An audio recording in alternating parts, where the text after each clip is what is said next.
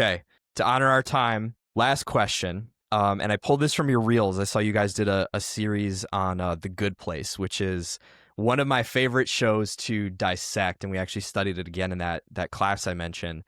And how we talked about it in my class is that what's interesting about The Good Place, spoilers for anyone who hasn't watched it, is how it ends. And to me, how it ends on a very nihilistic perspective, where ultimately maybe there is this afterlife, but eventually that afterlife is going to become so boring that it's just not worth being there. And to me, that is a very like worldly idea of the afterlife. But in scripture, we're promised this place and this existence that no eye has seen, no ear has heard, no heart has imagined, right? Which means we can't imagine it. We can't picture it. So what do you guys think a story like that and where it ends and how it drives us to think about maybe our lives in the afterlife compares to when we think about the text we would compare it to is The Great Divorce by C.S. Lewis, which is a book all about characters furthering even further into eternity, and that there's this continual pursuit forward that just never ends and only grows more beautiful. I always like to explain that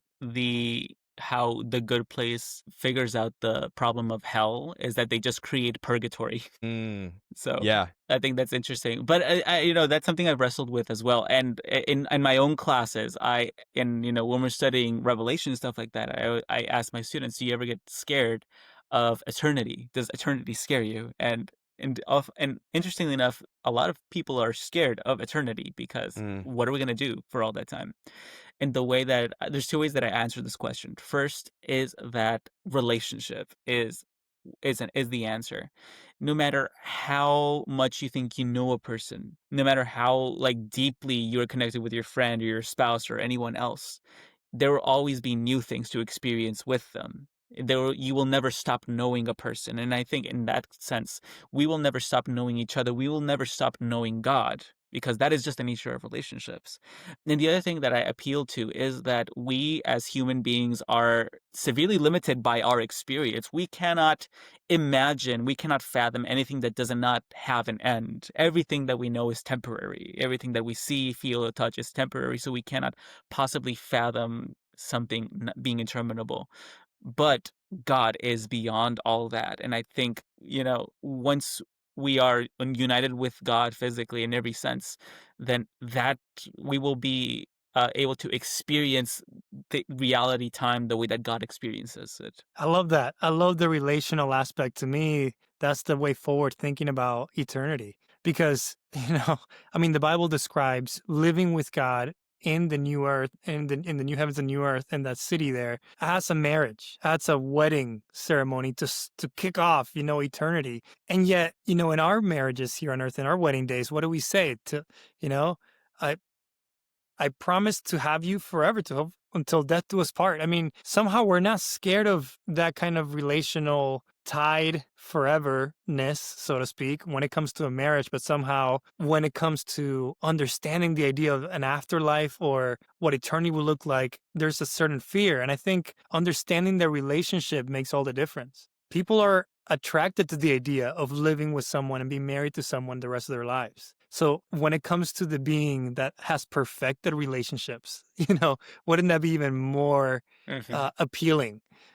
One that we know understands us better than anyone else, and that we can get to know for all eternity, because we'll never completely understand who God is.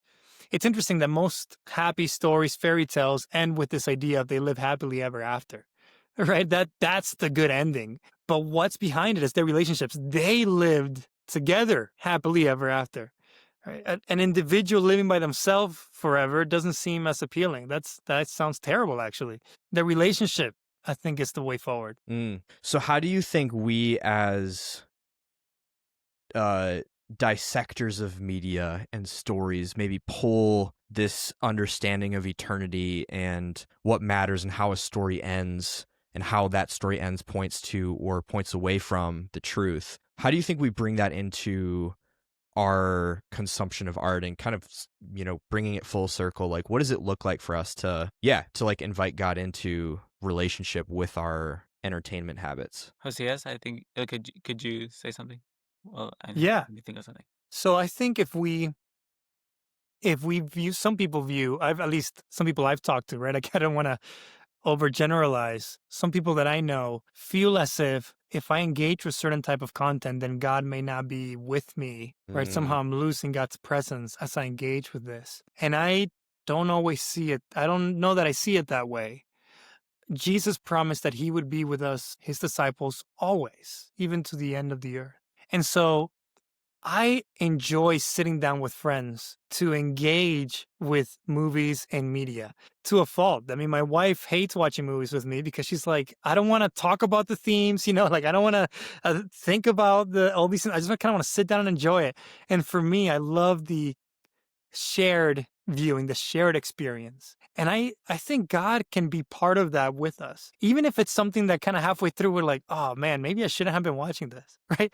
I think God is still in that space and can help us process it well.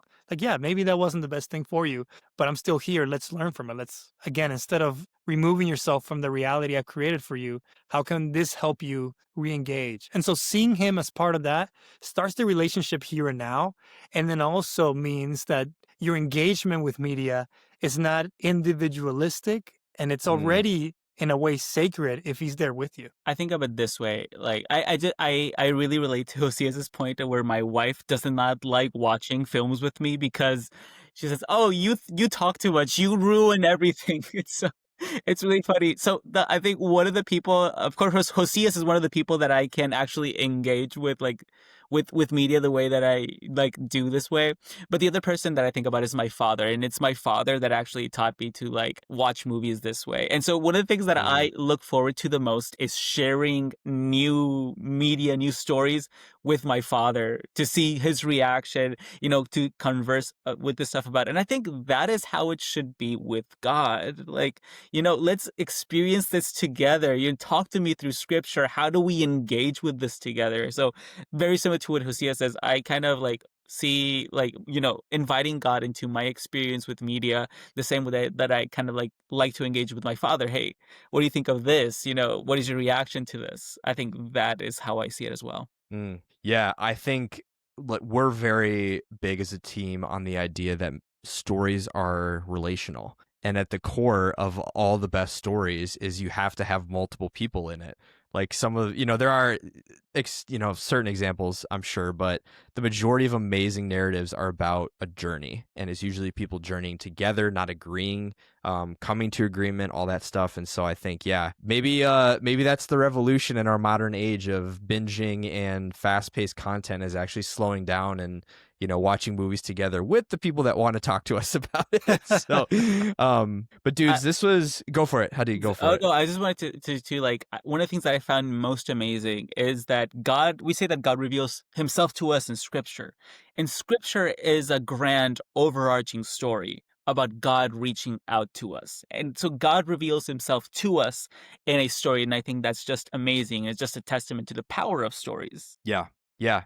Well, and of all things, I think it's beautiful that of the things that God could have used to communicate his will and to set us on the right path, he could have just given us a giant book of rules, right? But he Yeah. didn't. He gave us this very curated, orchestrated collection of narratives that are, yes, open for interpretation and sometimes the wrong interpretation.